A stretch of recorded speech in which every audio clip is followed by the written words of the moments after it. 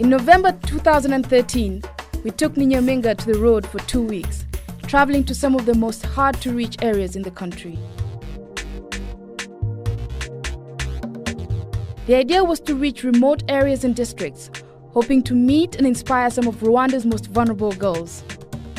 Niyanje nawe. It means, it's mine, it's yours. We hope to encourage girls to feel that Ninyaminga is for them, it's theirs to share. We developed skits and role plays that address key issues such as teen pregnancy, educating girls about risks and the best action to take in different situations, and where to get advice and guidance.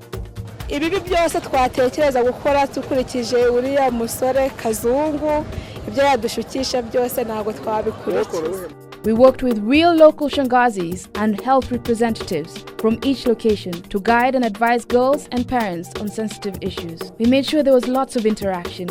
Abakobwa nabashishikariza gushaka ikinyamakuru Ninyaminga bakagisoma kuko harimo ibintu byinshi byiza. Kwiha agaciro no kugira inama bagenzi bacu batiga. Turi ababyeyi beza ariko dushaka no gutoza abana bacu umuco mwiza. Girls were sharing stories, asking questions, and taking time to really enjoy themselves.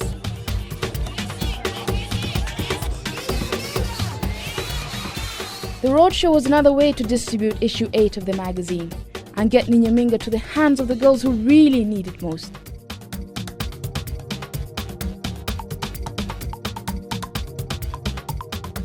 We took posters that spread the Niyanje nawe message, as well as information on the Ninyaminga radio schedule.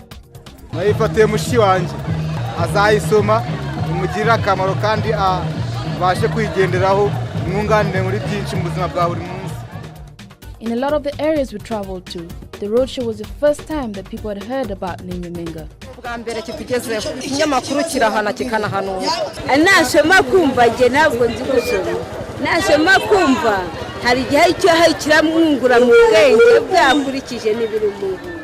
For those already aware of Ninyaminga, some thought it was for the urban girls or in-school girls only. Many of these vulnerable girls told us they now know Ninyaminga is for all girls because it came all the way to their village to give them magazines and advise about their lives. Hari uduseke, hari ukwiga imashini, hari ugusuka imisatsi, ubu Ninyaminga dusigaye twiteza imbere. Umwana w'umukobwa muri 2020 azari umwana usobanutse byahatari.